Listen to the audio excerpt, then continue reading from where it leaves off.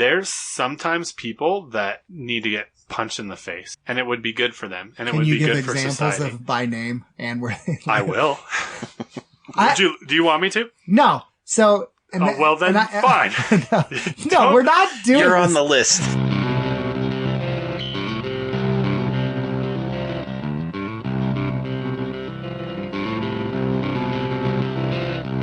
Welcome to Tales from the Ditch with Sean Al Moss. I'm, of course, the secondary host by contract and obligation only, Seth Jacob Wildshoot. And really, I do most of the talking. I just sit back and be quiet. I know. Wallflower Seth. We have a guest. He's got podcast he's involved with, the Ironcast. Is that right?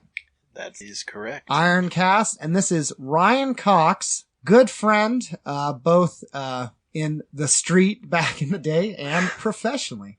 So, how you doing, Ryan? Good. How about you guys? We're doing good excellent. I'm terrible. Sean's doing. Don't speak. Yeah, Seth's doing awful as usual. So some things never change. The Ironcast. Yes. What's that about?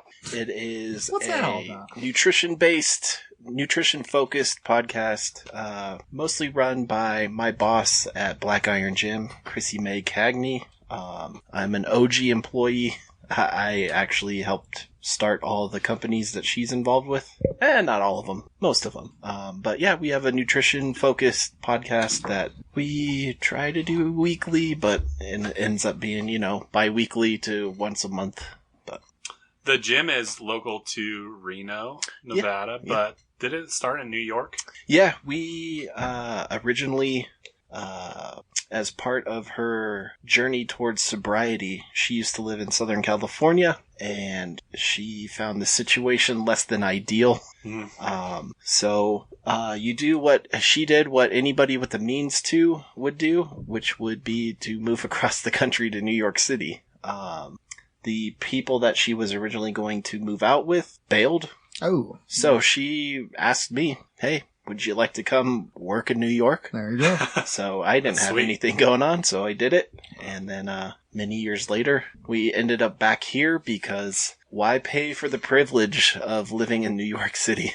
Yeah, I feel like that's the opposite that you see, like the cultural zeitgeist says you're supposed to do. You start in this kind of smaller town, even the biggest little city, but you move your way up to the Big Apple, the city that always stinks. And you stay there forever because that's where you're supposed to be. That's where everybody's supposed to end up. But I feel like people who I know who do the opposite and come from New York and then come down to Reno or something like that, they're always a lot happier. Yeah, that is true.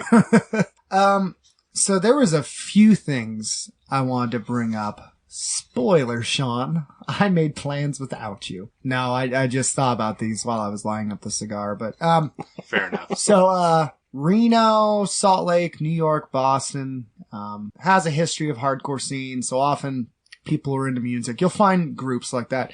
We've had a few people on the show. We didn't talk a ton about with Tyler Mack, but, your brother Mike, we talked with him a little bit. What was your impression of the hardcore scene? Like, you and I obviously aren't going to shows anymore fighting. We're not running from the law, anything like that. But what were your impressions of the hardcore scene, good or bad, straight edge, all that? Why did you kind of move past that of, you're not really as focused on shows? I remember you lived in a house, on Strand. Yeah. It was called the Strand. You put on shows. People kick your walls, break them, don't pay. Roommates don't pay rent. People don't show up, which was normal. Hardcore scene, you damage a house.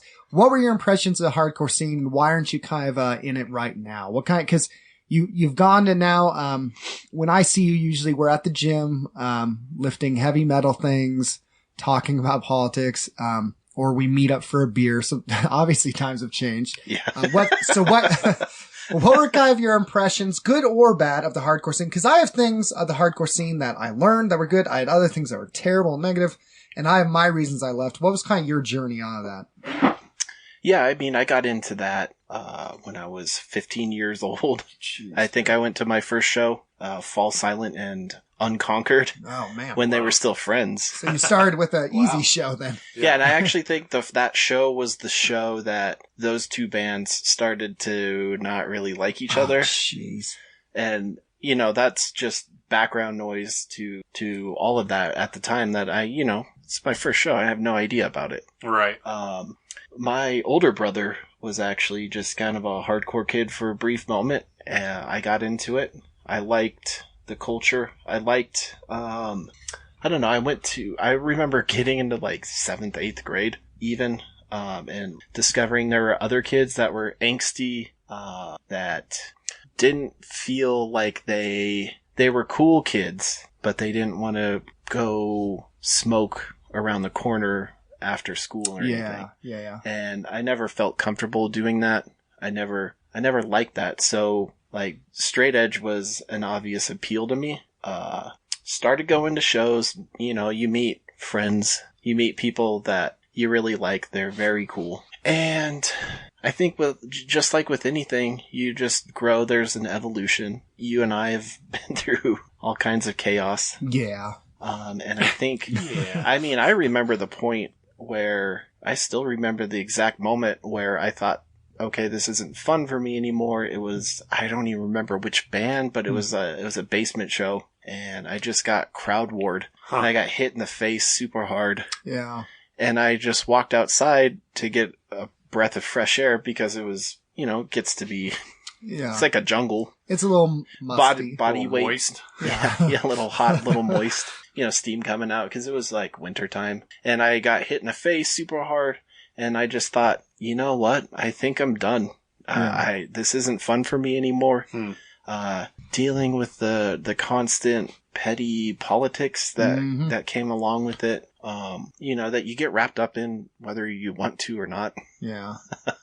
Especially if you're friends with jerks. Like, if Yeah, you're and friends we with have- Seth, you're gonna get wrapped up in a lot of BS. And we have a lot of jerk friends, but there are jerk friends.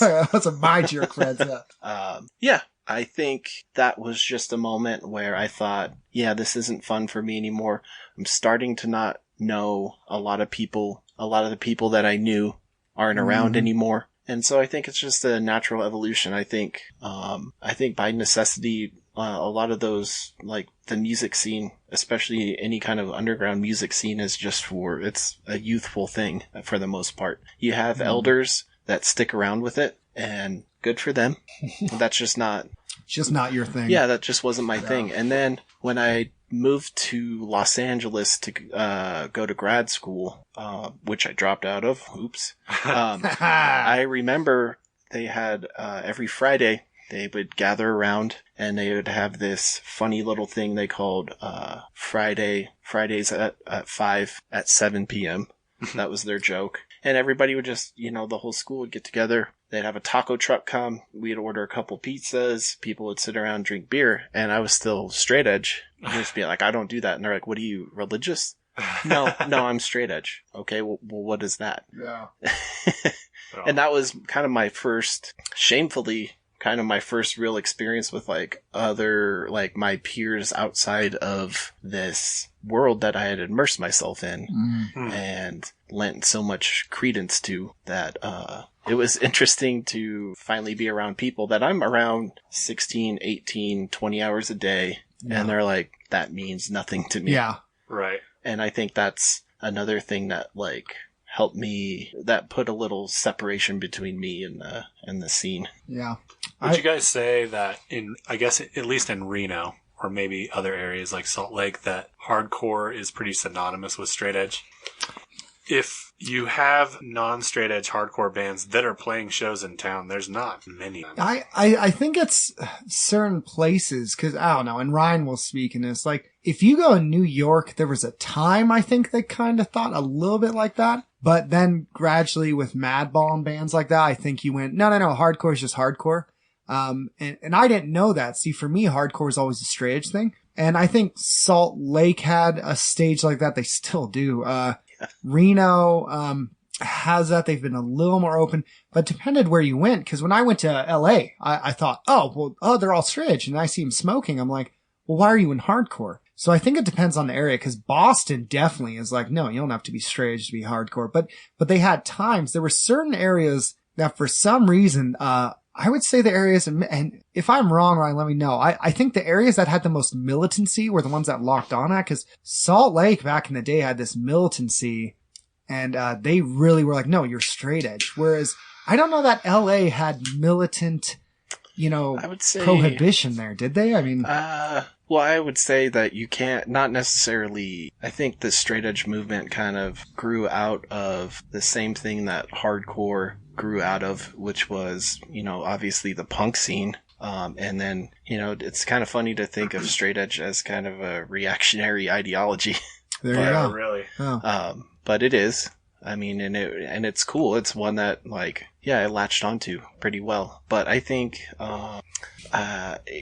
I feel the same. I felt the same way as you did, where, wait, there's hardcore bands that aren't straight edge? This is weird. Yeah. And I think that's just a product of straight edge in our era. That was it. That was our hardcore scene. That was our echo chamber. Yeah, that was our hardcore scene. That I drew X's on. Yeah, even but I mean, Fall Silent tried to speak on that. Yeah. It went really well. Yeah. It was met with charitable discussion. Yeah, I think, Salt Lake, we always had a split affinity with. When I think of LA, I think more of the Orange County scene. Yeah. So, and the Orange County scene, and then you can even draw it all the way back to all the East Coast scene, where a little bit before our era, a lot of those guys were out stomping Nazi heads. Yeah, would this confirm, I've said this before, but I feel like cultural things that I feel like straight edge hardcore would be a part of kind of seems to start on the coasts and move inwards. Yeah. And so the time when it's kind of leaving LA, it's when it starts bleeding into Reno. And the time when it starts kind of leaving Reno, it gets a little more intense in Salt Lake and kind of moves inward. And I don't know if it fades out or it bounces back or something like that, but it has always seemed like that, because right now you go to Boston and New York and straight edge isn't as prevalent. Not as much, no. And not as associated with hardcore as I feel like it was at one point. And part of that, I think migration leads to a natural evolution, because people are going to take what they want from it. Yeah. And so, as soon as it leaves the coasts, it starts becoming a little more mainstream, a little more sanitized, and a little more, I don't know, enlightened. That was part of the appeal to me, was the extremeness of it. Yeah. That was, I'm old enough now that I can admit that to myself, that I've always had that really kind of attraction to the extreme. I've had that slight reactionary streak, and it happened to be that hardcore and straight edge fit that. And then I think just with age, you kind of develop nuance, you kind of moderate out a little bit. Yeah. I liked how tolerant I was when I was in the hardcore scene of other views. I was definitely my most fascist when I was straight edge. It also had, in the sense, you notice, I noticed with the media, there's a flavor of the month, and there was that time where, straight edge was super popular. So then it was even on TV shows, Judging Amy. Yeah. Is your daughter straight edge? And then it's, they're listed as a gang. And now, I don't love that. We loved all that. Oh, I ate it up. Yeah. When they said we were a gang, and now I don't know if I see any news reports about it or anything. I mean, step it up, guys. Is it Shoot still someone. classified as a gang? I thought Or did it just kind of fall off the... I don't know.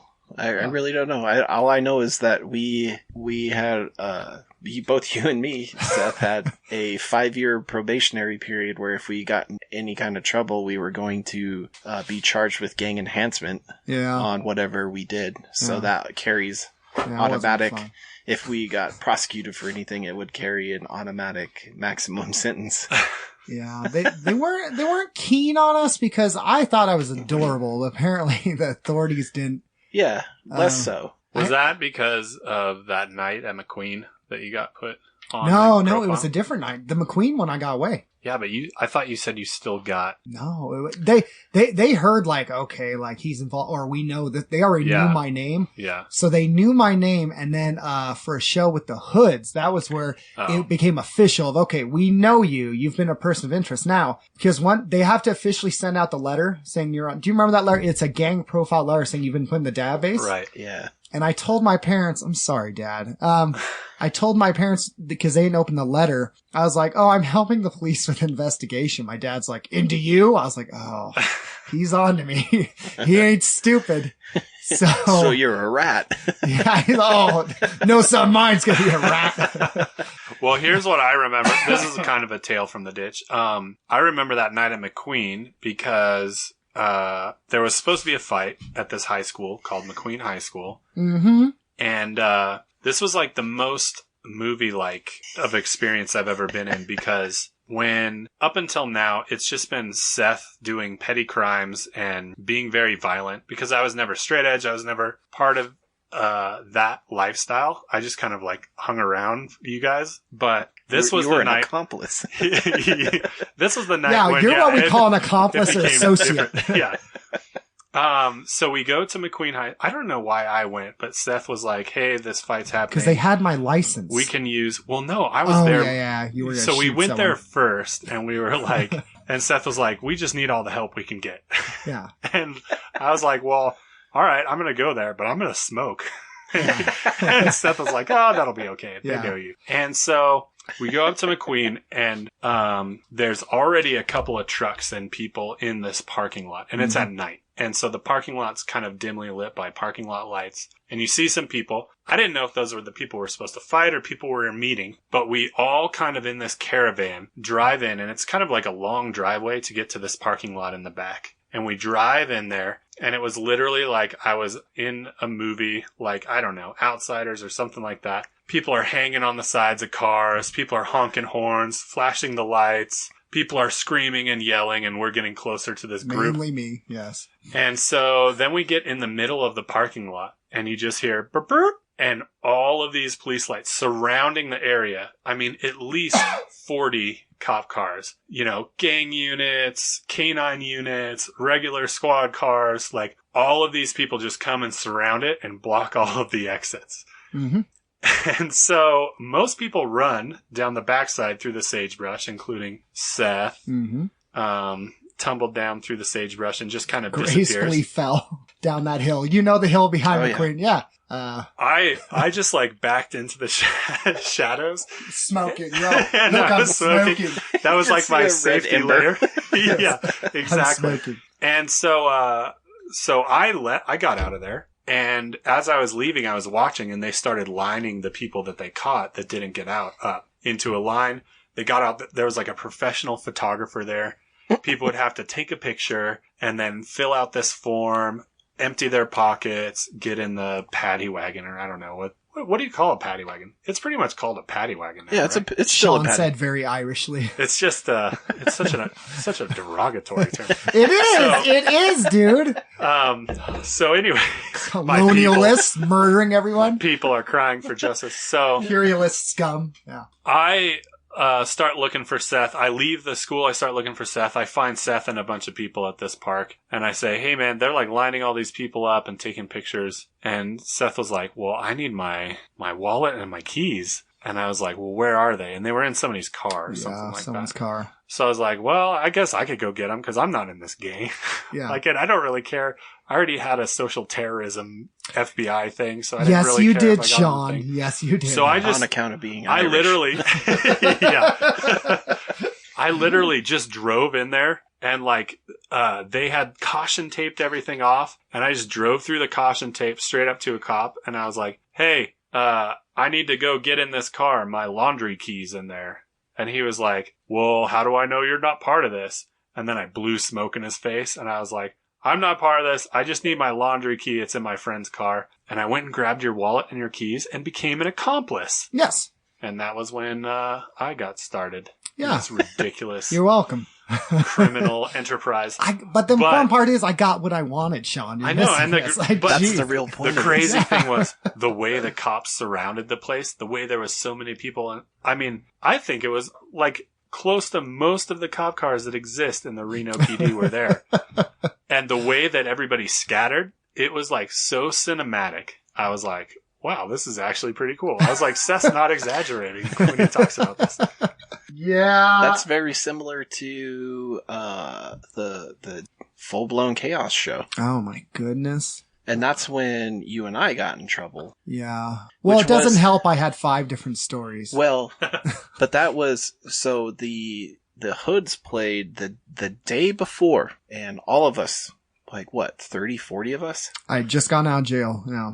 Got pulled over, and all the cops were like, we heard you were gonna, like, there was gonna be a fracas. Like, yeah. Could you describe the ruckus, sir? Nanny. Yeah. And we all got lined up on the sidewalk. We all missed the show. That was the night Brennan became straight edge. Yeah. Because he's like, I'm not one of them. They're like, well, you're hanging out with them. So he did the rational thing and said, fine, you know what? I am now. Yeah. Yeah.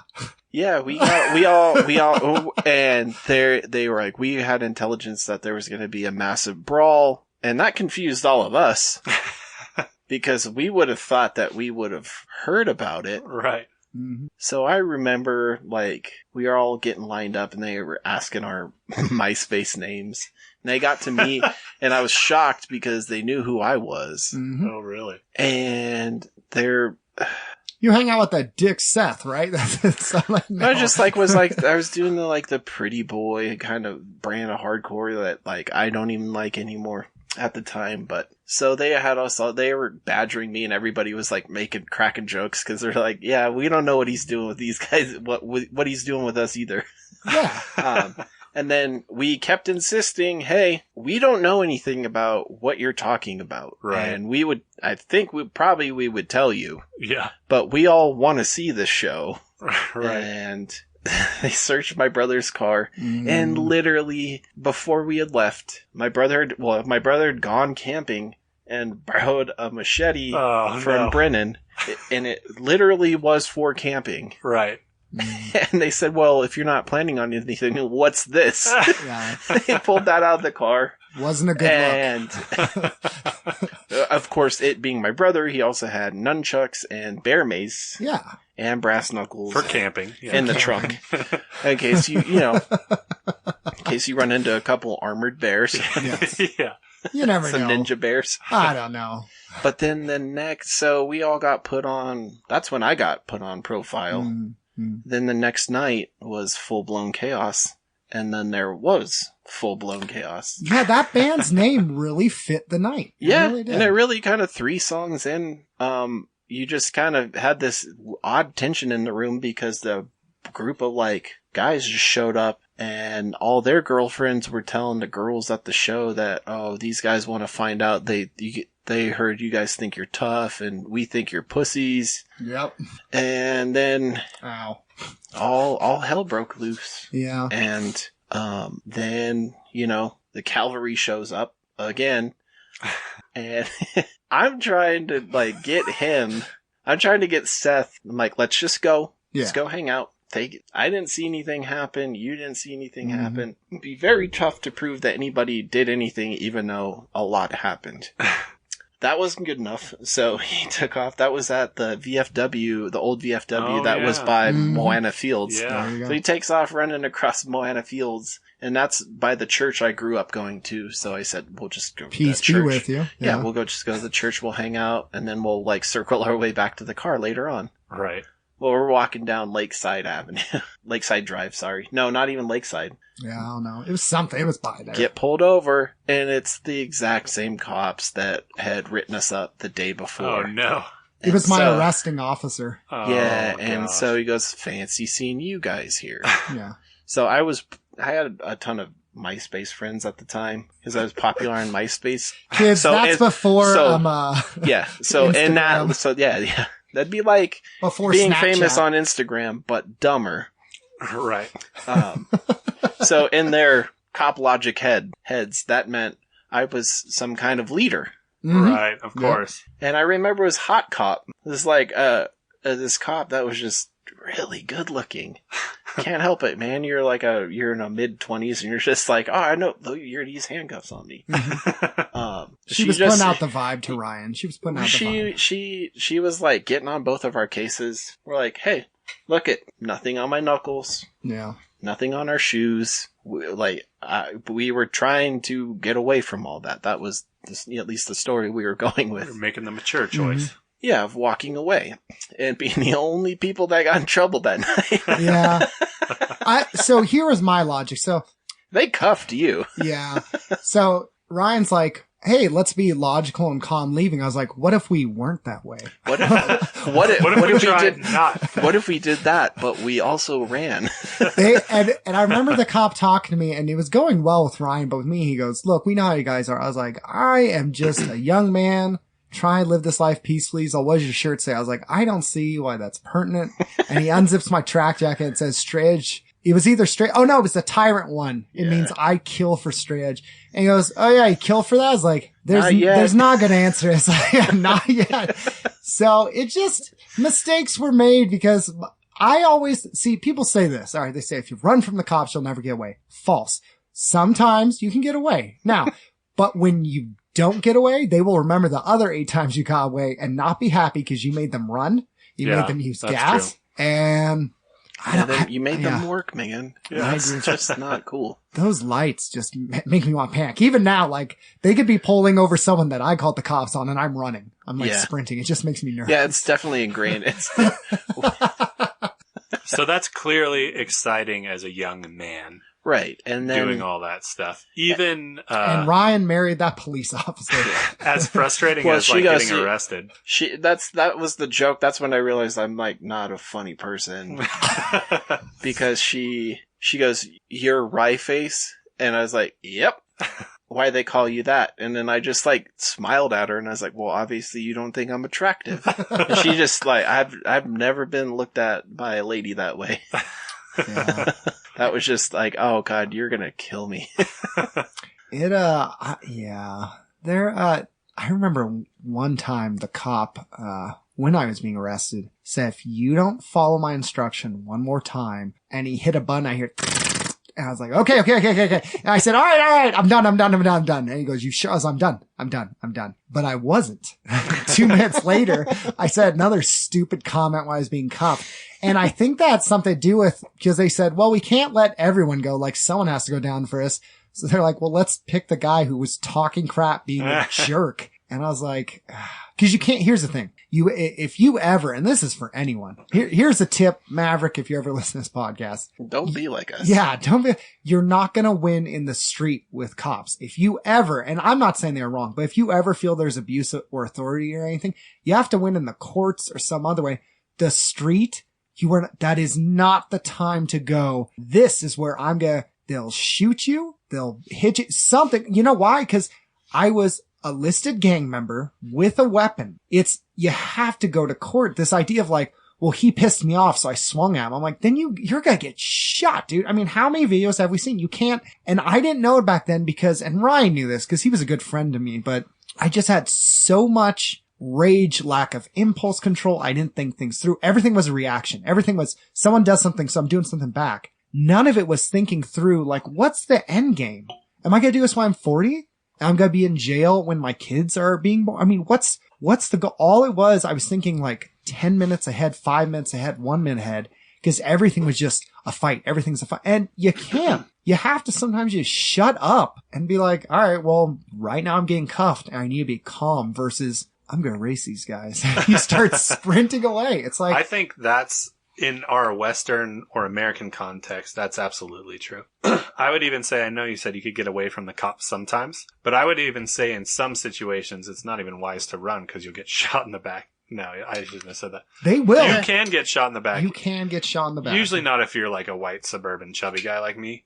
But it is still only a because you're possibility. adorable. But I do think that there are cases when there are corrupt police or military enforcing I don't know, tribes or This is the anarchist in you. It's going to come out. I'm saying you're not speaking in my the, language. I'm saying not in the context of America. Yeah. Not in the context of Canada, which again, Ukraine? yeah, maybe something like Ukraine or maybe Philippines. something like Yeah. Western Africa or something like that.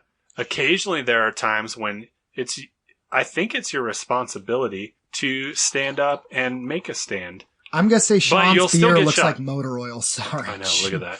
This is the Darkling Stout from Revision. Okay. Revision isn't known for stouts. Revision but Brewing it's Company delicious. in Rio, Nevada. Yeah, our sponsor. There you go. But, like, there's a lot of times that I can think where I do appreciate that people stood up to a corrupt authority. Absolutely. But in America, there's not that corrupt of an authority to stand up to. To kill... Well, all right, Ryan, here, and I want to go into second question, but just side note. Have you seen Winter on Fire? I don't think I have. Dude, documentary about the Ukrainian Revolution. So there's pictures of the Eastern Orthodox priests in the middle of the riot. This is a documentary. It has the priests going out, it has the rioters. It has the rioters being peaceful, and then the cops start pulling guns and like AKs are going off. Yeah, I get that, because they're kicking in doors to shoot your family.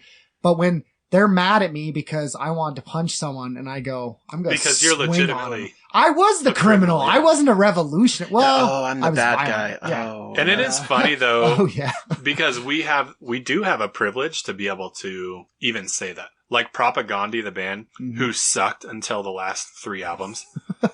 They were so weak, and now they're so good. But they're like Canadian, upper-class Canadian guys that can make this protest music about how unfair everything is. And some of the things they talk about I agree with, but it's just interesting, like the cultures that has the most corruption and authority are not the ones that have bands Because they're not allowed who to. are protesting. I know, because they can't. Exactly. But So Canada, I think yeah. like there is some responsibility that comes with privilege to stand up against that. I'm going to be honest, I agree. Ryan. Sean just really wants to throw a rock at something. He's been waiting. I've been He's waiting a long time. And if you want some of this from delicious Revision Brewing Company, I can pass it to you, Ryan. Let me know. It looks like motor oil. It's so dark. I like dark beer, so. It's delicious. chocolatey. I was either going to talk about your experience growing up and dealing with struggles and actually some of the issues Ryan has are ones we have with the church, with religion, or when is it justified to have violent revolution? So they're two very different topics. Which one would be funner for you? I mean, there's got to be at least a small Venn diagram where there's some overlap there. Amen. That's right. That's where the Angry-Doxers come in. Oh my gosh. What would be what would be funner for you think? Cause we might have time for both. I don't know. Depends on how heavily you want to edit this. Yeah. Oh, I have to do a lot of editing every week. Ryan, is there ever a justification? If so, what for violent revolution wins? Or maybe you don't believe in it because we have a friend, who's more very much like pacifist. And again, it comes from religious convictions, which by the way, yes, I know people don't get this, but there are Christians who are pacifists and they love God. I know they're shocking. What do you think? Is there a time for violent revolution? If so, what's kind of the mile marker or line where you go, yeah, like we have no other options. The courts have failed us. The laws have failed us and they're not listening. So we have to start screaming in their face. What do you think? I mean, some people, depending on how cynical you are, would say we're kind of careening towards that path currently. Getting towards that. Yeah. The problem is we got two very divergent reasons for people wanting that. Yeah. And my reasons are going to be very different than An anarchist? No, not even an anarchist. No. I would say like conservatives. Okay. Oh, yeah, it's interesting. Okay. Because I heard some people say during Obama, they're like, I'm ready for a revolution. Some people saying that. I went, whoa. And now Trump, there are people saying, no, it's time for a revolution maybe. So it's just reaching, it feels like at times that it's reaching a pretty bad fever pitch. And I mean, I'm obviously going to give away my political biases, but it's, what do you do? How are you supposed to govern an entire group of people that the only way they can explain the reality around them is through conspiracy theories and an entire ideology of like victimhood. yeah. Imaginary victimhood. Yeah.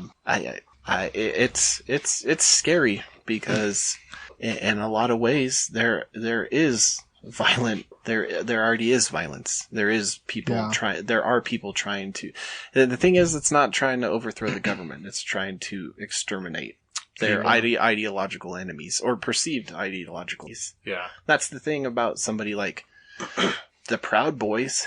Oh, well, we're not violent or anything. We're just anti-communist. Okay. Well, isn't that a problem when you think like even the most moderate Democrat is a communist? Isn't a Marxist or something? Yeah, isn't that so? Anything that you disagree with is cultural Marxism. That seems like a pretty convenient way to say that everybody that doesn't agree with you is your mortal enemy. Yeah. That sounds like something a cultural Marxist would say. Well, here's the thing. That's right, comrade. I don't feel like there's this unity either, because for the most part, in these countries where I saw revolution, there were people who appreciate the dictator, the person in charge. But there seemed to be this huge group of the people going, no, we're all in agreement. This is terrible for everyone. Whereas our country has been more and more, no, it's just split. It's so, I don't know. Has the division gone worse, or has it just revealed division that already existed? I was going to say that I think that lately anymore, voices that have never been heard before are finally being heard. And then it's being revealed that this has been the reality for many people for a long time since America's been a country. That, like, you know, black people have always had struggles that we can't understand. And just because we can't conceptualize it doesn't mean it's not real. Yeah. And that would be... I got no one... I committed a mortal sin of arguing with a kid online about the concept of privilege. Always goes well. And he just said, he just said like, oh, well, everybody, he was explaining how pick any topic, any hot button. Let's say like, oh, feminists are just complaining. They're making excuses. And then he went on to detail the hardships he's faced as a white man. Yeah. Yeah. And it's like, I said to him, hey man, you're acting privileged in that you are giving your real life experiences and saying that there's a problem and then immediately dismissing everybody else's when they try to share their problems as you're just making excuses. Right. I also think that, now your family members listen to us. It's all right. No, it's okay. I'll walk into Thanksgiving, say this kind of stuff. I feel like you're pretty honest with your parents. Yeah. I feel like you are. I get into fights with them all the time. But I think they are reaching their own crisis point where they're realizing, like in No Country for Old Men, if the rule you followed led you to this. Right. Of what use is the rule. Yeah. Jeez, yeah. And so I think everybody realizes that everybody could identify several of the same problems on wherever you stand on the ideological spectrum. It's just the divergence is who do you blame for that, or who or what do you blame for that? Oh. And I think here's the anarchist in me, where like. We do have a government that is only concerned with the elite class, whether that be the political class, whether that be the economic class. And it's just, no one's making any forward progress because, well, that would require discomforting the powerful, and that we just can't do. No. Isn't that, I have a question for Sean because he causes trouble all the time and I want to ask him this. So, all right. Sean, as a deacon, as a Christian. Yeah. Are Christians allowed to participate in violent upheaval? If so, I need you to justify why they're able to, not just with pragmatics, but with, scripturally, historically. And what's the line when Christians can do violent upheaval? If so, what do you think? Violent upheaval. I'm not talking about defending someone. Like if I see a cop under a dictatorship beating someone to death, I'll step in. But I mean violent upheaval with the purpose of overthrowing the current system. Can a Christian participate? And yes or no, give your answer of why. What's the Christian justification for that? For a political revolution. You're using violence. Not defending life. Like, I'm not saying, like I said, this is what I mean. If there's a dictatorship and I see them taking someone away knowing they're going to be gang raped or murdered, I'm going to start punching them. But I mean, no, you're helping participate in a violent revolution to overthrow the current leadership of a country. So say I'm in Nazi Germany, right? Okay. And I see a Nazi grabbing a family to put them in a train, and I know what's happening. I would absolutely do everything I could to stop that from happening. Yes. But that's not what you're talking about. So you're saying systemically creating a revolution to... Oh, that's a good word. And, yeah, let me clarify. Yeah, keep going. And all Nazi officers from taking... Like, I'm doing more of a behind-the-scenes thing to put an end to the authority in Germany, the Nazi authority in Germany, as opposed to on an individual basis. You're scratching closer. Yeah, it's not this. You're walking down the street and you see them taking a Jew. You go, all right, I'm going to stop, or hiding Jews. It's, no, I'm going to organize, orchestrate, be part of a movement where we are going to use force, and our end goal is and it can be by killing, by force, by guns, to the end, stop and end that authority, take them out of power to have some other authority or a new group or someone else in that place. Yeah. Cause I don't think there's any issues with, my, Opa and Oma before he became a spy and used violence. They hid a Jewish guy at their house during a labor strike. So they did that. But there's a difference between that and this is what people debate with Bonhoeffer.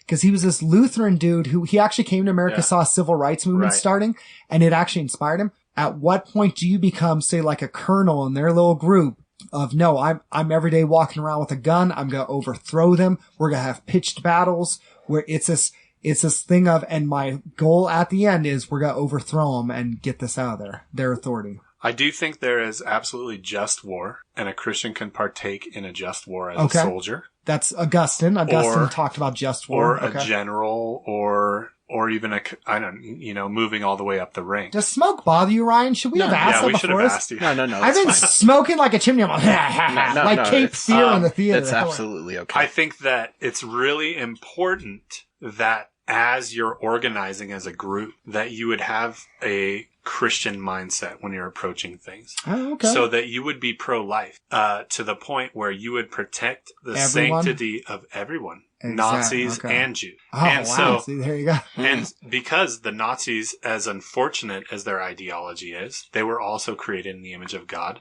also are capable of being forgiven through the blood of Christ, and also have, an inherent worth based on their creator. And so you would have to do, if you were to organize something, if I was to organize something and I was the leader, I would make sure that we were going to do as much as we possibly could to protect that. Our side and their side. To only shoot when you had to, maybe, or to or maybe even something that would line up with kind of an Old Testament theonomic reason for that's interesting. Killing being okay.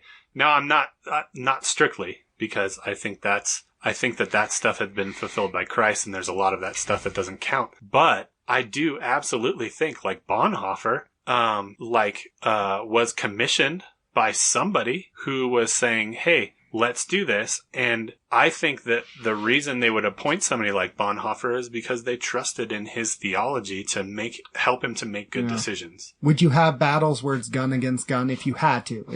Like, maybe it's a pitched battle in the street and we're talking AKs and stuff like that in your... If you had to. If you did, yeah. I mean, so you would try, I'm just trying to get clear. So you would try to get the Jews out safely without killing. But if you absolutely are at the point, you're like, all right, they're charging, they're not stopping, we're cornered, all right, we're going to defend these people. Yes. Okay. I think so. And also, I would invest in technological advancements to be able to also protect the image of God. I wouldn't want to make things that create the most massive amount of casualties, which is what our military does. Yeah, like a nuke or... Which kills indiscriminately? Yeah. Yeah, or some type of inaccurate gun or, drone? Even like bayonets and things like that. I feel like, or a drone. Yeah, things like that. So you wouldn't blow up a birthday party to get two guys. I would want it to be as accurate as possible. And so I think the important part would be investing in making better ways for more merciful and helpful warfare. I thought If you were it just came going to to say that. throw a rock at Starbucks. You honestly went a different way than But I yeah, thought. there are other reasons. You asked me about the killing part, but I think there's way better ways. I know there's degrees of this and shades. Yeah, but I just think there's much more effective ways of having a gun battle to wage like an overthrow of an unjust authority. That's interesting. Because here's the thing too. All right. So think about this. Sorry. No, go ahead. Just think about this. Okay. Say you were able to. Does this grind your gears, Sean? No. Revolution? This isn't. I'm giving you some I ideas. know. Say you were able to. Say you like were in Nazi Germany and somehow you were able to contact the cook of this big barracks full of Nazis, right? What was done occasionally is they would poison the food and kill all of those Nazi officers. Yeah. Think, though, you could do almost as good with just some type of food poisoning that puts people out Or for 3 days. sleeping pills Or something like that. I've had food poisoning where I was as good as dead for 3 days. You could just do that. It wouldn't be that hard. And people, their life is still protected, but they're completely disabled. And if you were able to be clever and coordinated enough, you could do a lot by being creative, but still protect the image of God. Shane Claiborne right now is weaving his dreads nervously and scaling down. If you don't get Shane Claiborne, Google it. It's a dumb joke. It's a pastor joke. I'm a dad. I'm a niche. Yeah. This is a niche. Yeah. I'm like, am I right? So that's my point. I think absolutely there is a time when killing happens and it should be avoided at all costs. But definitely, I wouldn't say there is no reason ever that would happen. Gosh, well, we want to thank Revision Brewing Company. No. Well, here's the thing. All right. So I actually want to lead in it because I think it does flow. So, Ryan, one thing we like about this podcast is we have these discussions. We go, what does this really say? The history of church. And one thing you said to me that really hit me and kind of broke my heart a little bit for you and for many people growing up in America. Cause in the time I've known you, I've never known you be this hostile guy towards my faith or towards faith or, not open to it. You've had different transitions and thoughts, in what you think. But one thing you said that kind of broke my heart was, when you were, in the church, you just had honest questions and it seems like you weren't, received that well. And on our podcast, we try to, cause we've talked about, war, being a cop. We've talked about what does pro-life actually mean? Is it every life? We've talked about, is there going to come a point where the Christian thing to do is to hide Muslims in our house? So when you were in the church and here's the thing, I want to be clear. Yes, God forbid we're friends with people we don't always see eye to eye or have different experiences than us. I felt like it wasn't because you were being brash or arrogant. You had genuine questions. What were some of the questions you had? Kind of tell us the journey because you weren't coming. The story you told me didn't sound like you hated God or hated the idea of faith, but seemed like you had questions and they weren't received. Kind of what was the experience with that? What happened with that? One of the kind of this is so cliche. One of the big things that I think changed everybody's pretty much our age and older would be 9/11. Yeah. The pastor at the church I used to go to, his brother is also a pastor in New York, Lutheran pastor. Okay. Participated in that interfaith service where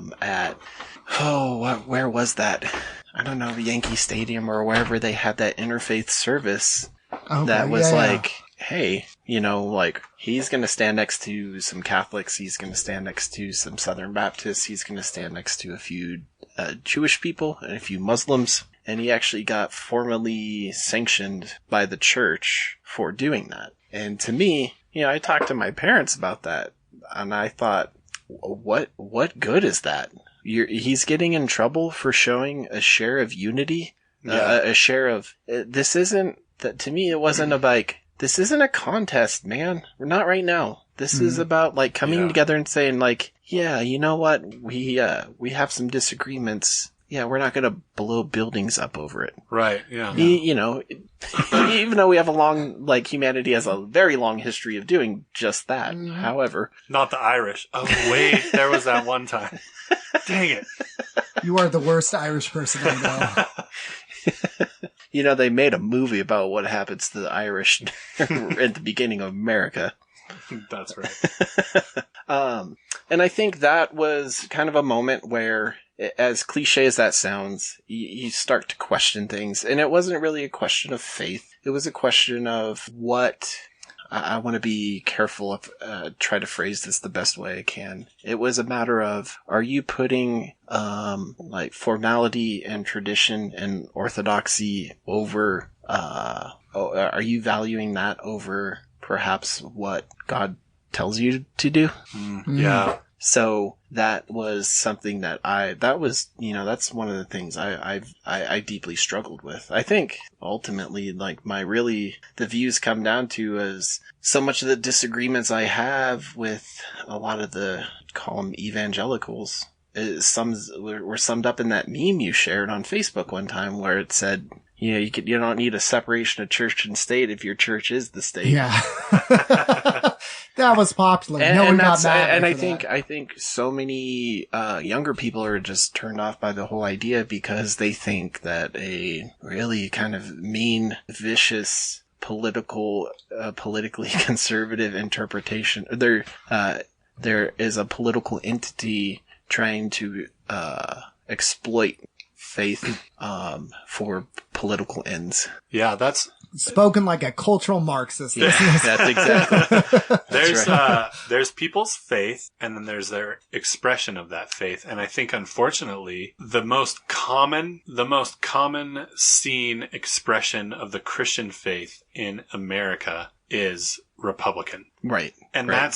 that's the crappy part. Because I don't think that describes the faith. The execution of that faith doesn't describe the actual faith very well. But unfortunately, that's all that is seen. And that's all that's shared. And that's all the rhetoric that you see on Facebook from Christians who have a faith that is so different from their conservative ideology. But still, the only way they express it is through, vitriol or fake news. Well, and I don't want either. Here's the thing. When I say either of them, I don't want either party to have control of my faith. I've said that before. Like, my parents are Republican. I don't hate them. But I don't mind if they say, I vote this way.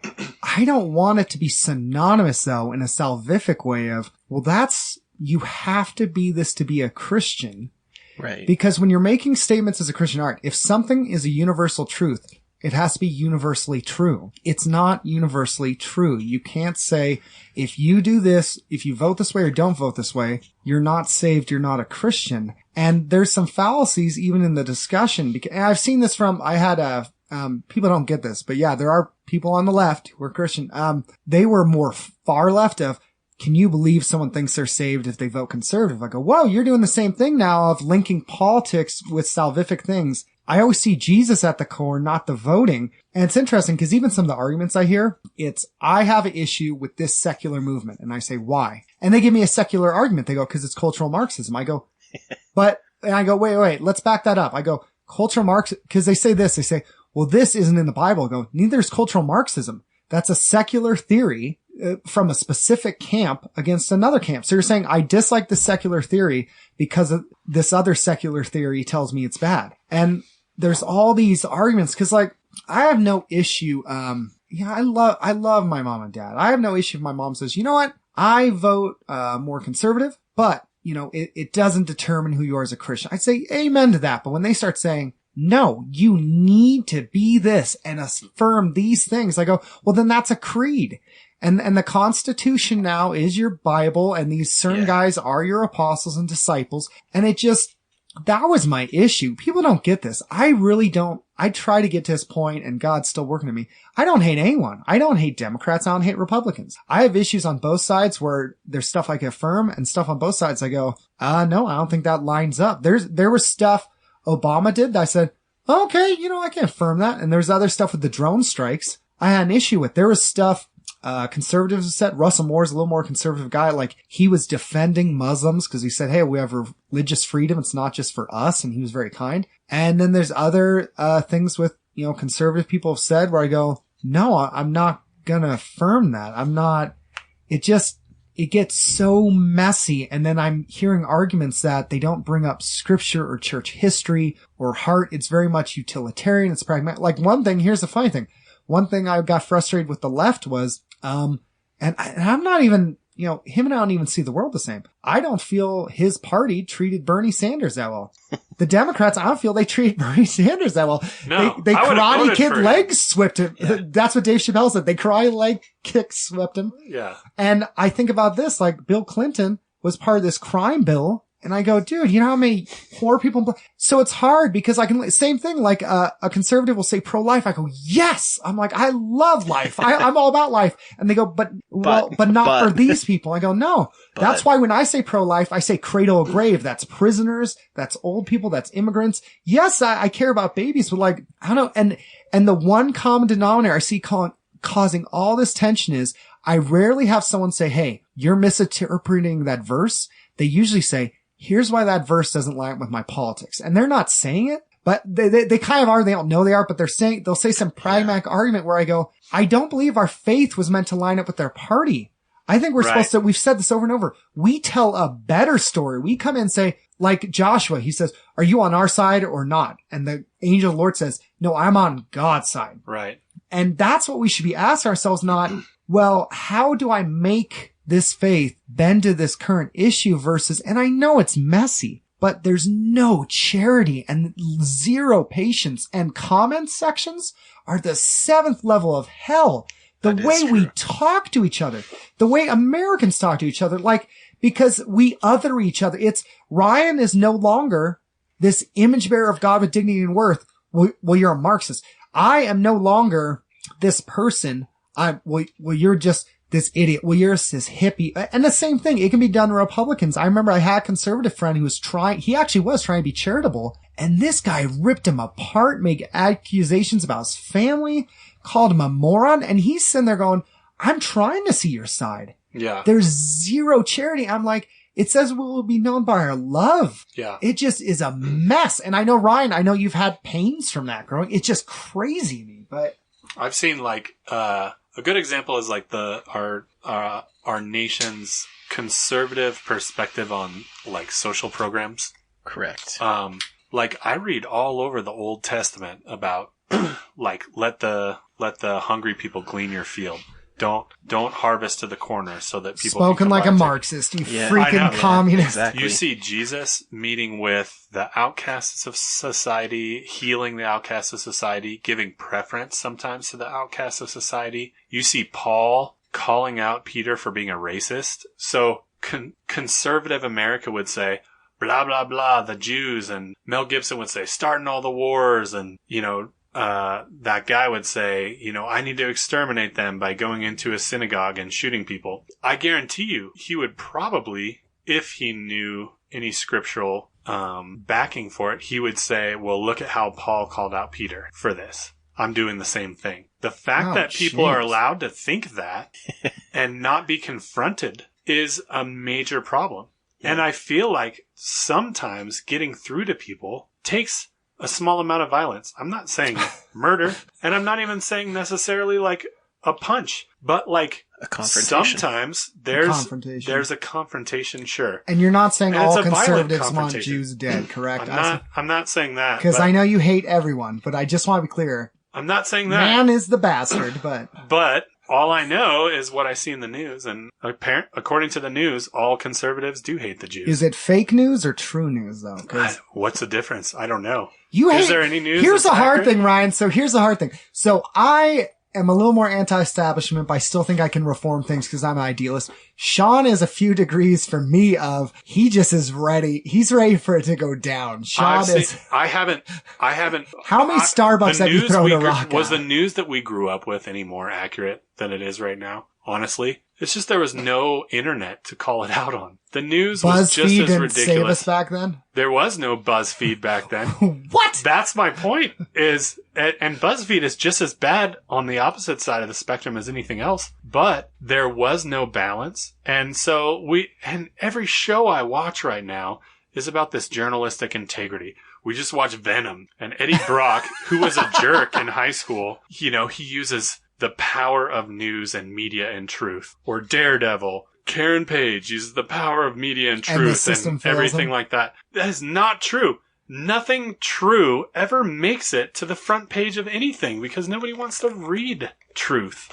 And so it's ridiculous. Anyways, my point is this, is that like there's sometimes people that need to get punched in the face and it would be good for them and it Can would you be give good for examples society. of by name and where they live? I will. Do you want me to? No. So. Well then, fine. No, we're not doing You're this. on the list. You're on the list. Steve Buscemi, in what movie was it where? Billy Madison. Yeah, Billy, he goes, oh, thanks, man. The thing is this. I think, to quote X-Files, and maybe, Ryan, I want to see you speaking this. So, I think it's out there, but it takes so much work. Like, all right, Dakota Pipeline. My friend Logan, he was in that band All Day Drive back in the day. He actually sent me the documents, everything that's published. But no one wants to read through because it's 40 pages. Right. And I go, okay, so it's there, but a lot of people go, I'm either apathetic, I'm tired, I'm overworked, I'm barely making ends meet, I don't have time to read 40. I read through it. Why? Okay, partially, I'm in a good place economically. I have the time where I can research and study. But I kind of thought reading through it, and the same thing whenever Trump put out a new policy or executive or I'd read through all the documents and you're having to look up the government code. So I get it, but the thing is, it's there, but it seems it's not easy. It's the news gives, all right, here's our agenda. Here's, maybe sponsors. Here's maybe our advertisements. Boom, boom, boom. And you'll get clips. To get the truth, you really have to dig and go, okay, they gave this number from the FBI. Okay. Well, I can't just trust how they interpret that number. What's the whole report? Then look and go, okay, what were the report the years before? Then go, okay, well, who are some guys with PhDs who've studied this and what was their synopsis? But it takes time. That's my point. Where you're reading. And I finally got to a point of knowing how I felt about the Dakota Pipeline 4 months after it was done because I had to read so many documents versus why can't you get on there and just say this versus they go, yes, exactly. they go, no, I have to do this story or narrative. I mean, I don't know, Ryan, what do you think? I mean, cause I know you've had, sometimes you've loved stuff in the media. Sometimes you've told me frustrations. I mean, what do you think about the media? Do we glean anything from it? I mean, let's get down to brass tacks as Logan always The brass tacks. The brass tacks of it is that the ideology of the media is one that's demonstrably failed, which is that if you have something that is objectively true, hey, the Dakota Access Pipeline is a potential catastrophic environmental catastrophe waiting to happen. Here's why. Guess what? They opened up that pipeline and the exact thing that people were warning about happened. It had a leak. Right. But the ideology, and I went to journalism school, and they teach you have to get all sides of the issue. Oh. The problem is that there is only one truth. Right. There's And only one side. Yeah. And so it's a failure of the media to say like, well, here's this person's opinion on it. And to treat it with the same weight as somebody that's, hey man, like, here's me, like, I hate science, I hate scientists. Mm-hmm. I happen to work for an oil company, and what these people are saying is wrong. Right. And without evidence, without the facts being on your side. And so that's where my issue. And I had a problem with that even in school, which is to say, the problem is in that political realm where they're everything exists on a continuum of a grayscale. Yeah, you know what? Is the Dakota Access Pipeline all bad? No, because Americans want and crave cheap energy. Mm. Okay. What the people being directly affected by it and its pathway were saying was this is going to be bad for us. Mm-hmm. How do you, in what way do you weight those? Do you give balance to those two conflicting truths? Yeah. And that's where I come along, and I'm like you. I always side with who cares if you know what? Let's protect those people. Who cares if people have to pay a couple cents more? Yeah. Yeah, and I feel like another thing, like you were saying before, when you went to ask some questions about doesn't the scripture or doesn't your faith point you in this direction? And they would say, no, absolutely not. That's a cultural Marxist thing to say. Yeah. A big thing that Jesus taught was turning the other cheek, going the extra mile, giving the shirt off your back to somebody. How often do we actually make political or financial decisions with that in mind? Almost never. Right. I mean, maybe on an individual basis, people are saying, hey, I'm going to put aside $20 a month to give out to somebody who needs it. Or maybe I'm going to do this type of service to my city or to my community or something like that. But on a big level, on an organizational level, on a business level, or even on a political level, how often are we saying, hey, we want to do this in order to serve people? And that's the unfortunate thing, is when you look at people's stances, you say, oh, wow, the Democrats seem to actually care about this more than the Republicans, because I see the Democrats saying more things about taking care of people and the Republicans saying more things about, no, take care of me. Right. But actually, when it comes down to it, the Democrats self-serve themselves in order to get the Republicans out of the way so that they say they can do those things. But when they actually have the opportunity, I don't know if I've ever seen it happen. And unfortunately, like, it comes down to an individual level. I can't tell, is he being Marxist or not? I'm trying to what people are going to do. I'm recording this. And so when you look at Dakota Pipeline documents, even the documents, the scientific documents, also have a bias. And you still had to read several documents to find where you land in the middle. Long night, dude. And that's what I'm saying. You can't even find one document that tells the entire truth. You have to go searching for it. And it's your responsibility on an individual level to do that. And to ask everybody to do that shouldn't be as hard as it is. But unfortunately it is, because we've given people the opportunity to just go see an article shared on Facebook. Or see. I shared your article, by the way, on Facebook. Thank you. I appreciate it. You're welcome. I want to be clear. That'd be a pretty good indictment of the way we've organized our society. Isn't that true? Well, at least it's all good and we're all doing great.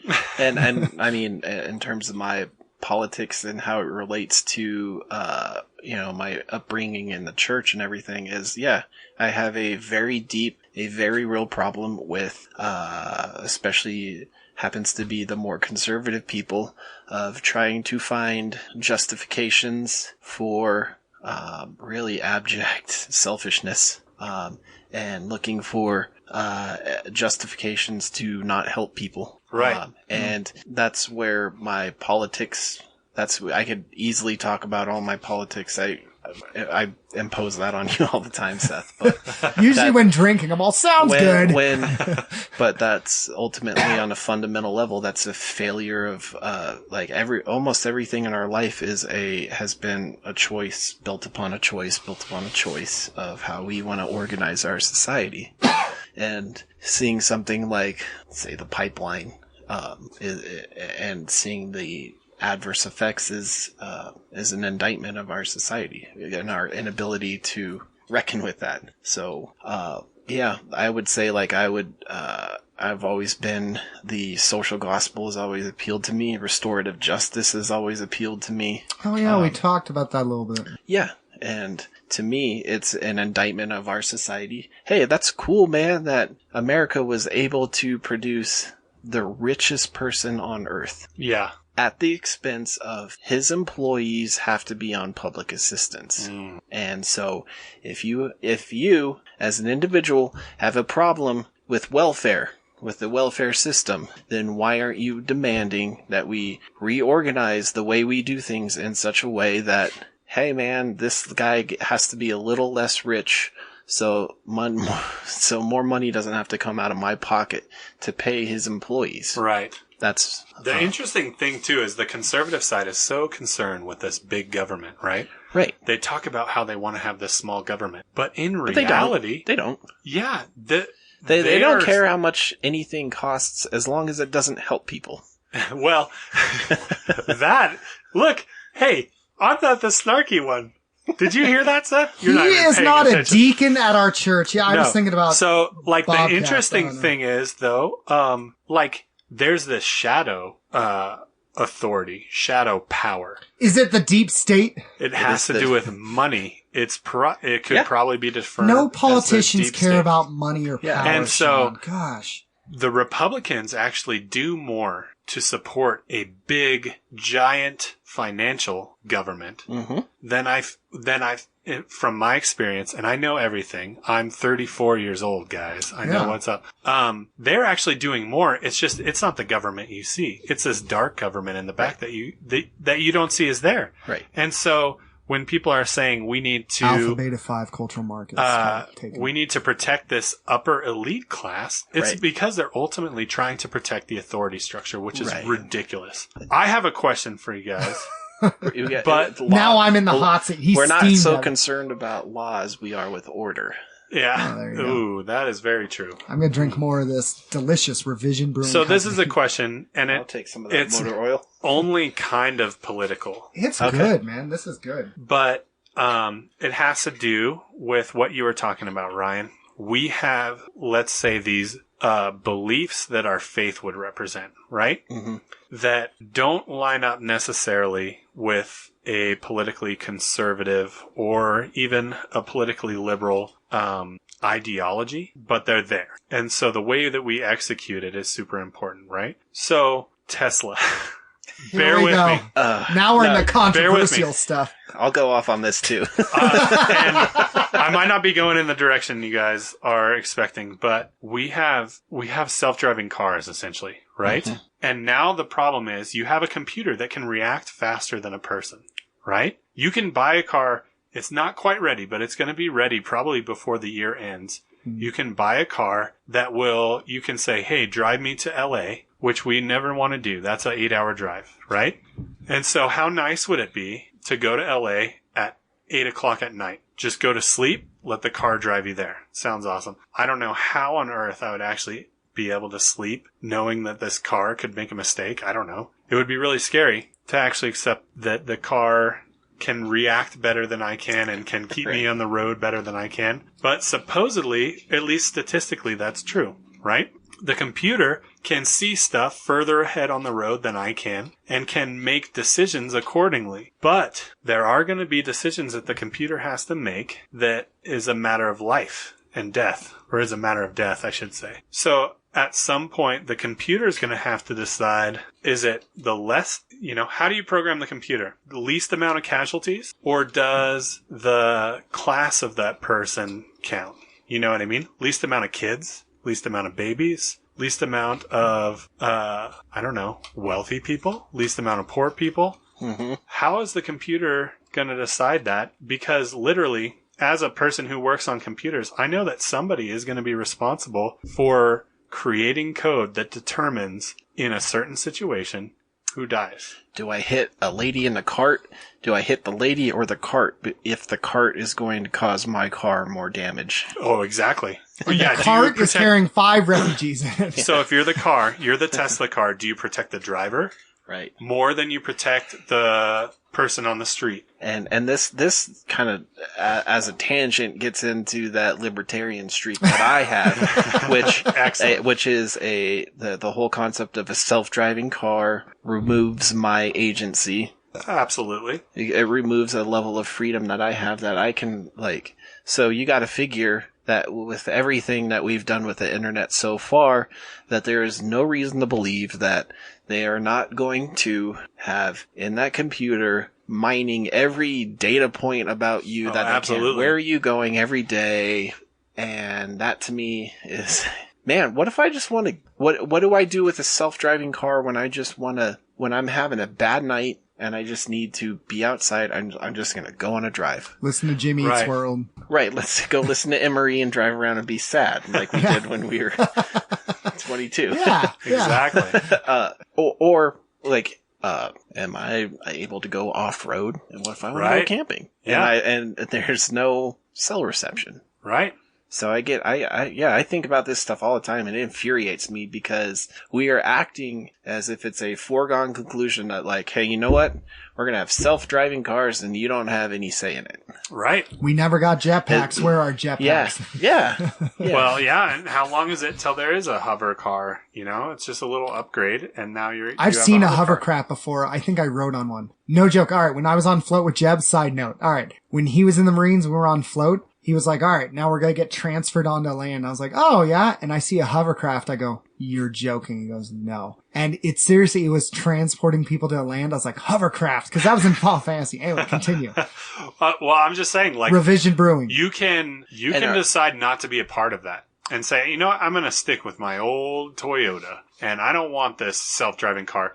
But you still might be killed by a self-driving car because it chose to kill non-consumers, right? Yeah. Or I don't know. Like, how do you decide? And at what point, I mean, very soon, we're going to have to, by necessity, have some kind of regulatory structure. Absolutely. Because you need to have some kind of, we need to figure out, like, how, you know, we can't have Reno having one set of rules, Sparks having a different set of rules, Exactly. California having a different set of rules. So that's by necessity going to come down the line.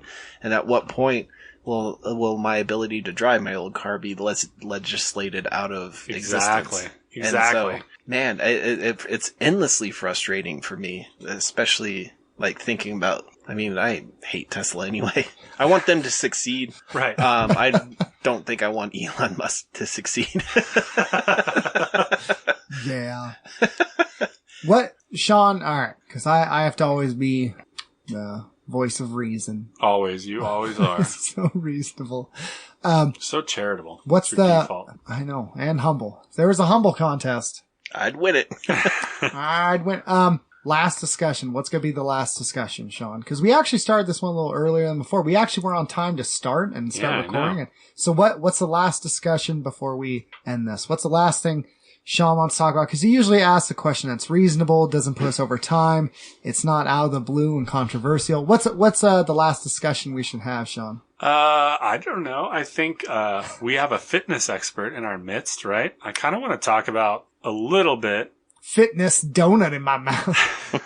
I do want to talk about. That's what the kids say, right? I'm trying to be cool for my sons. How you can eat donuts. I want to talk about, how carbs are the enemy and how, coconut oil will kill you or heal you depending on, what you read. How many Harvard people you listen to. Exactly. I kind of want to talk about that because here's the thing. I grew up, Food pyramid? I grew up with the food pyramid, but I didn't even grow up really caring about There that. are only 10 servings of bread a day. And you'll I be grew fine. up, here's what I always heard, and this was not just from my parents, this was from everybody, everywhere I went. It was either, you're a growing boy, have another helping, or, hey, save some for everybody else. That's what I got told, because we only had enough ground beef for food. Exactly. Yeah, what about so I would go over to Seth's house, and his mom would be like, Seth, take it easy. Sean's a growing boy. He needs some more food. Yeah. But, or like, hey, you got to finish your plate because there are children starving in Africa. children in China. Yeah, exactly. Africa really appreciates when we use them And to I get never our understood. children. I never understood that. Yeah, I still need a sandwich. I was Remember like, what Dave send it Chappelle to said? He them. goes, Like, I are don't we- care. I what are still we need a gonna- sandwich. Are we going to package this up and ship it off? Is that what you're saying? What's going on? Exactly. They don't want your ground beef, Mom. It's going to be bad by the time it Yeah, gets why there. didn't they buy it? Yeah. They can't buy things there? Cultural Marxism. Go ahead. Yeah. So I am curious. Like, I grew up absolutely 180 out from what I think solid nutrition is, Mm-hmm. as far as just like what my body needs to thrive and succeed. And I'm kind of curious. You're a bit of an expert on this because you eat a lot of donuts. That is true. I see you lifting and Getting swole. and you have a podcast and you go to a gym and you have a lot of input and you've been doing this a long time. I'm just kind of curious, like, what are like the top 5 things that that common American has The completely 5 wrong things about? they won't believe if they click on this link. You won't Ryan. believe number 3. Yeah. Yeah. Number 4 will make your jaw drop. Okay, 5 things. It doesn't have to be 5. Yeah. So I would start off by saying that once you get a even rudimentary knowledge of kind of diet and nutrition, you realize like that one of the best grifts you could ever do would be to codify some kind of stupid diet and make a lot of money off of it. And I'm kind of irritated that I haven't done that yet. The Cox Ryface diet. Yeah, like diet. yeah. The Cox diet. So I would say for like the donut thing. Maybe provide a little background. Okay. So when I moved with Chrissy to New York, she came from Southern California, and at the gym she worked at, every Saturday they would have the deadlift day at the gym. that she worked at, and people would bring in donuts. And so it kind of turned into this whole like, oh yeah, it's donuts and deadlifts Saturday, whatever. It kind of caught on as a catchphrase. When we were in New York, people were eating that up, and it's just kind of a mind-blowing concept. So she printed out a couple t-shirts. The t-shirts sold. That's how donuts and deadlifts started. It started as a joke. But the principle behind it is that I will say that a diet that includes pizza is different than a diet of pizza. And that is to say, every single person has daily caloric needs. You have a certain amount of calories you need every day, A, to live, B, to either maintain your weight, lose weight, or gain weight. You can affect the way you maintain, the way you lose, the way you gain weight by taking that caloric balance and dividing it into specific quantities of the macronutrients, which is protein, carbs, and fat. If you are a fairly active person, the math is individual, but between like 0.7 and 1.1 grams per pound of your body weight in protein will be enough to maintain your muscle mass, which is good. Yeah. That improves your overall markers of health, maintaining your muscle mass. Then the rest of your caloric balance should come from carbs and fat. Sorry, guys. No, that's good. I like to smoke while jogging just to throw people off. Some people do very well with moderate to high levels of fat and lower carbs. Some people, especially the more active you are, tend to do better on higher carbs. You can do all the math. You can make a fairly easy, educated guess on where you need to be. And ultimately, the thing is to be consistent with it and adjust it. Yeah, I mean, it's your. No one cares about you as much as you do, and so it would be up to you to dial in where that is. Mm-hmm. Then once you have that dialed in, you could say, hey, I'm going to eat a little more, put on some muscle if I'm working out. I'm going to eat a little less, and if you are maintaining your protein levels and you're being fairly active, you will lose body fat. And it's a fairly predictable thing. We are bodies, so hormones do get involved, but so that includes how many juice fasts a week? At least 47. Oh, I was only doing... Yeah, I was only doing 46. Dang it. Crap, what? So the whole idea of donuts and deadlifts was saying, okay, cool. We know that you have a certain level of caloric needs. Mm-hmm. We also know that you need a certain level of protein, of carbs, and of fat. Now, there's no mechanism in your body that looks at, say, an apple and peanut butter, which is a carb and it's sugars and fat. Right. And says, I'm going to treat this differently than this donut, which is also sugars and fat. Right. And so the difference would be that the apple and the peanut butter would have a little bit of fiber, a little bit of vitamins, the micronutrients. That would be the only difference. Wow. But in terms of body composition, your body's not really going to differentiate. If you eat an apple and peanut butter, it's not going to say, your body's not going to be like, oh yeah, time to lose weight versus, oh, I'm going to eat a donut. Well, I got to put this into fat because this is a donut and I know donuts are bad. Right. And so that's really where the whole concept came from. And it's nice because it's a nice little, it gives people freedom. It's so easy to see, especially the bodybuilder types. You have to eat chicken and broccoli and brown rice, and you just have to be boring, and you have to be ascetic, and just, you have to suffer in order to look good in the mirror. And the nutrition philosophy behind donuts and deadlifts was always, well, that's literally not true. Yeah. A good diet should include a lot of micronutrients, and so by necessity, you should eat your veggies. But having pizza, not going to kill you. Having donuts, not going to kill you. Eating cake on your birthday is not going to kill you. And the best diet is the one you can stick with, right? So how long, on what timeline are you operating on with the whole concept of self-denial? to where you're like, I'm not gonna eat any candy, even though it's Halloween. I'm not even gonna look at it. And reasonably, how much life are you going to miss out on because because of the preoccupation of, I gotta look a certain way. Right. Yeah. And that, that conversation is more catered towards people who are very into fitness, but those principles apply to everybody in that, once you know what your calorie needs are, it informs the way you eat. Then it offers you a level of freedom that you can enjoy the things that you like. You don't have to practice self-denial. You have to have a certain level of discipline, but you have a certain level of freedom. Mm. And that all the evidence says like that's the most sustainable way to do things, or the only way diets work is if you maintain them. And that's a nutrition philosophy where you can take that for the rest of your life. So you know what? It's your birthday. It's Thanksgiving. Go hog wild. But you know what? And it doesn't matter because it's okay, because tomorrow you know what you can do, and it's not it's not like this whole self-defeating, self-sabotaging cycle of like, well, I messed up one day, so this is all pointless. Right. Yeah. And so that was the main kind of idea, at least behind the clothing company and our nutrition philosophy in general, is like, hey man, just eat some donuts. Eat some donuts, man. Have a beer. I do cocaine. So.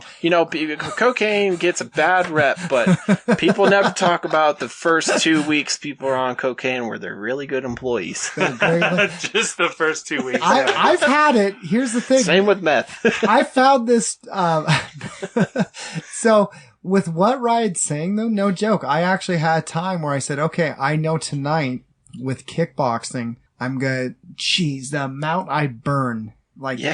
Because I'll show up early, do a circuit before, then spar, hit pads, do everything, and then I'll stay after and do more. I go, no, I know what I can eat. Where that morning I had, just some fruit I had just to get me going in the morning. I drink a gallon of water. Lunch I had I had a Reuben sandwich. And I was like, yes, it was good. Then I, worked out like crazy. Dinner I had a little more light, and then ended with, I had, a little vodka. Yeah. And I was like, okay, and had one beer. Next day, I was like, I went down half a pound. I was like, cool. And I felt okay with it, but it was less of, all right, I can never have anything I enjoy. It more was, I was looking at, okay, what's my energy level? Am I going to exercise?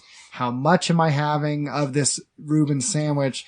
Where am I at? Am I going to be walking around today? And that day too, we had an event. So I knew my phone tracks like how much I walk. I'd be walking at least 4 or 5 miles. Yeah. Yeah. So I went, okay. And I was fine. And you know what? Maybe I don't look like the cover of this magazine, but since I've started getting serious about this stuff, I have gone down 40 pounds. And I'll say this too. Some of those guys on the magazine, and Ryan knows this because we had friends who did this. Some of it, it's not all of them because I know guys work hard, but some of it, one, I don't need to look like that. I just want to be healthy. Right. And strong. And two, some of it's roids. I'm sorry. I've met guys who, they're telling me not to have a donut, but they have 4 different things in their system and they have heart problems. Right. And they can't walk up a flight of stairs. Dude, and they're spending like $2,000 on steroids. And I'm going, you're lecturing me about the pizza I had, whereas me, my blood pressure's good, my cholesterol's good, my hormone, like I feel happy. Isn't that something too? Mental health. I feel happy. I'm exercising. Like I think Ryan's dead on, and I want him to run for president. Yeah, thank you. All those times when magazine shoot guys. Yeah, you models, have to go keto for 2 weeks to get stage ready. Exactly. But it's only for that day. They don't walk around like that. Yeah. Like Thor doesn't walk around cut like that. He did actually a really good interview. He was like, I try to say all of my shirt off scenes on the same day so that I can start eating again after that. Jeez. And so it's like, who is this? Chris Hemsworth. Chris Hemsworth. Oh, okay, yeah. Oh, and so it's like Hello. we develop, this is guys develop this thing where it's like, I have to have a 6-pack and be cut, but it's not even close to as bad as like women have to deal with all that stuff. But either way, my point is like people gain this image in their head of what they're supposed to look like that isn't real. And I think, we've known this for a while, which is weird because it seems to keep getting worse. Right. Because it's like I've known ever since I was a kid, like, oh yeah, the girls in those magazines, they're airbrushed or whatever. You know what I mean? We all heard that when we were kids. But it's still like almost just as fake now with Instagram and Facebook and all of these things. Yeah, there's just no gatekeepers for it. Yeah, it's crazy. Yeah. So part of it is you have to like rewire your brain to not believe that or not associate value with that or something like that. So when I first moved to New York, we were writing ebooks for like workout programs, and then Chrissy started taking on nutrition clients where we would do the calculations for people's protein, carbs, fat, right. All their macros. And I learned very quickly that I'm saying this jokingly. Every single young woman in America is absolutely insane. No, that's but fair. there is so much pressure that they put on themselves that society puts on them that they're just like their self-worth is so totally caught up to that. And and I'm sensitive to that because before I ever got into the fitness industry, I thought I was like a good-looking guy. Turns out I was wrong. I thought you were really good looking. Thank you, then. man. But yeah, it's just Chrissy started a nutrition company too, so she has a couple people, like a couple nutrition coaches. They all have monthly clients, and you couldn't pay me enough to do that anymore because these people are basically paying for a month's worth of weekly so they get 4 weekly check-ins, plus like, if you have questions, the coaches will answer. But it's like a lot of people discovered that's a lot cheaper than a therapist. Yeah. And so that's what I was going to say. You're more of a therapist than anything. Yeah, and so much of what is ingrained in that nutritional philosophy is, hey man, what comes after vacation? What comes after the photo shoot? Totally. And you know what? That's a skill, like self-confidence and self-acceptance is a skill that you can cultivate, and it's a muscle that you need to work out constantly. Yeah. And so that's been a thing that even I as a guy struggled with. Totally. Like when I first moved back, and then when I was living on my own, like I let myself go. I was eating the same way as when I was walking 5 miles a day in Manhattan every day. Right. And then I come home, and then I'm like, well, I have to drive to the store. I don't need to walk from 8th Avenue to 2nd Avenue to go to Trader Joe's. Yeah. I was just going to hop in my car and drive to Safeway. And then, I put on a ton of weight. And, I finally, I think at the end of March, I just said, you know what, like, I preach all this stuff. I need to do it. So, I mean, like, Seth's lost a ton of weight. I dropped, I think, close to 30 pounds. Wow. Jeez, nice, man. There you go.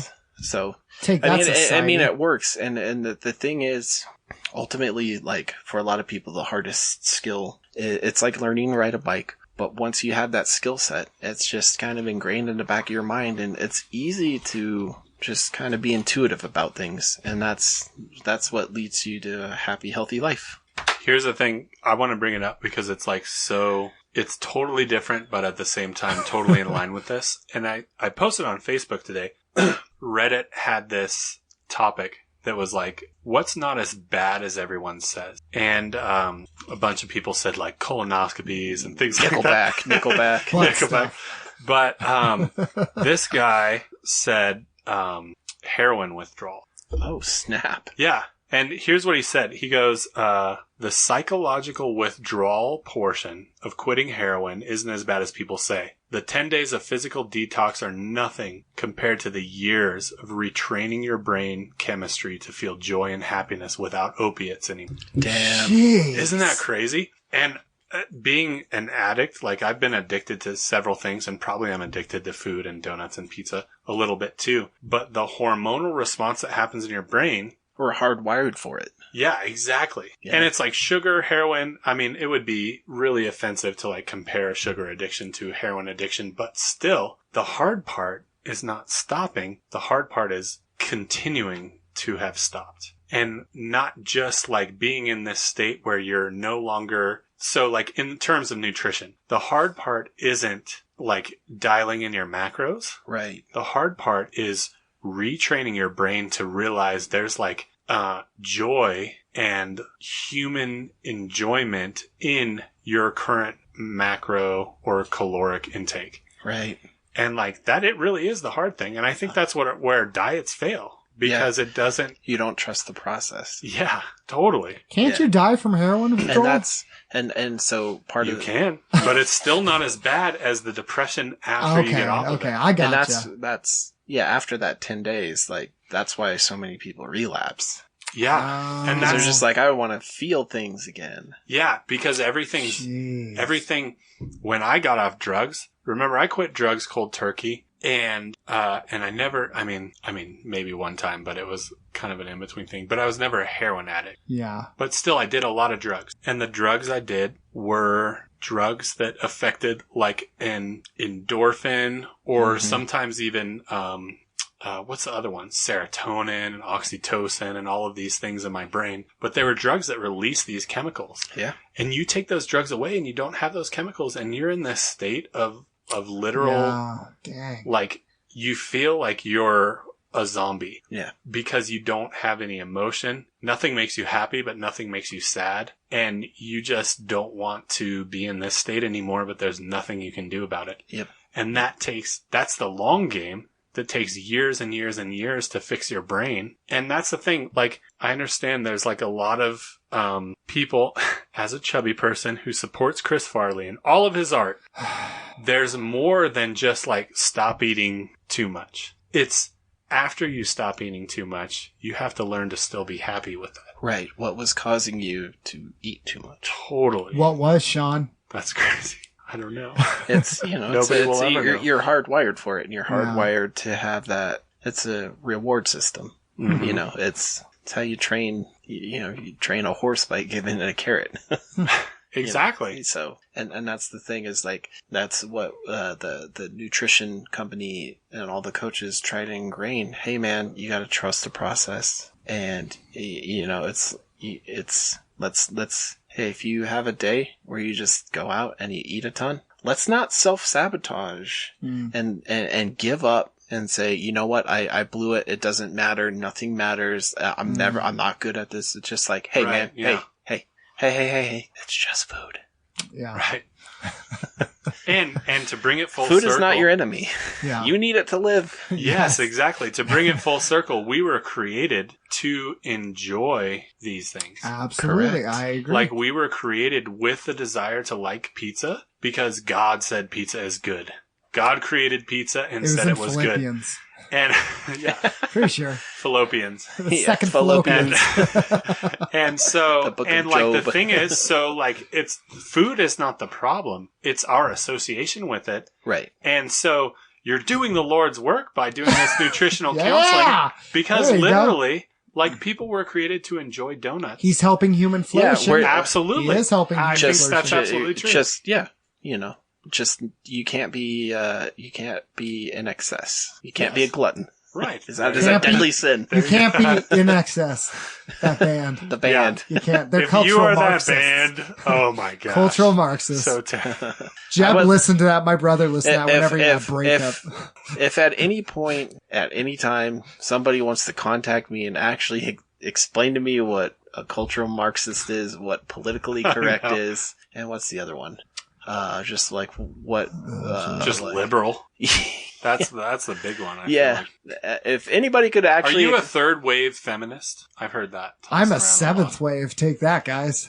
Yeah, I want to know what a feminazi is. I'm a trough feminist. Yeah, I want to know. I just want to know what all these terms mean because they get lobbed at me all the time. Like, and that's like no joke. Because I'm for whatever reason choose to rot my brain on Twitter.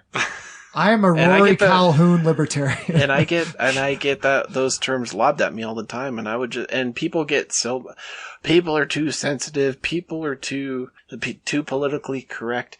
I don't know what that means, man. I still don't. It's just, as far as I could tell, you just want to make it whatever definition you are to, like, because you're mad right now. Yeah, exactly. So, a Garfieldian liberal. Yeah. Garfield. Yeah, you just make up whatever. Oh my gosh. You know what, though? I think we all learned something. Everything. I think we learned a lot today. Reduces to Loganism. Logan time. He really is like Gandalf. He does his own thing. Yeah. So, Gandalfian Green Partyism. Yeah. Wait, what was that one I'm wizard? a Loginian. Yeah. What was the wizard in Hobbit, the green one? The one. Radagast? Radagastian libertarian. Radagastian You are brownianism. Radagast, if anything. I'm not some brace girdle from Hardbottle, okay? I feel like I'm a anarchist? Magnetius socialist. Eric Lencher. An Eric Lencherist, yeah. Yeah. Lencherian. Oh, gosh. I'm a David Lynchian. Yeah, David Lynch. I'm a David Spadian. I'm a Kevin Smithian. I'm just overweight. It's Jay and Silent Bobbyan. Kevin Smith Obesian. Yeah, you just Obese. Those are the worst. Try to steal our sandwiches. The Obesians. We will have our place on the floor. Lewis, silence, sweet buds. No, I will not yield. I will not yield the floor. I literally or the sandwich. can't yield the floor right now because I'm too out of breath. I'm too rotund. I'm Rotundian.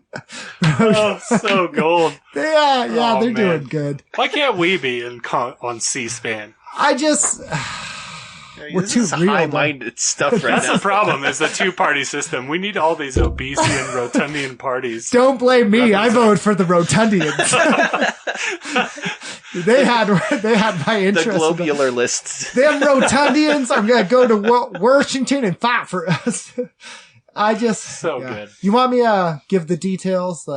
Do the deets. So, if you have questions about this podcast, with Brian Cox, talesfromtheditch@gmail.com to have all your complaints. Sean will read it. I sometimes will if I'm not reading comics online. Go check out the Ironcast. Yeah.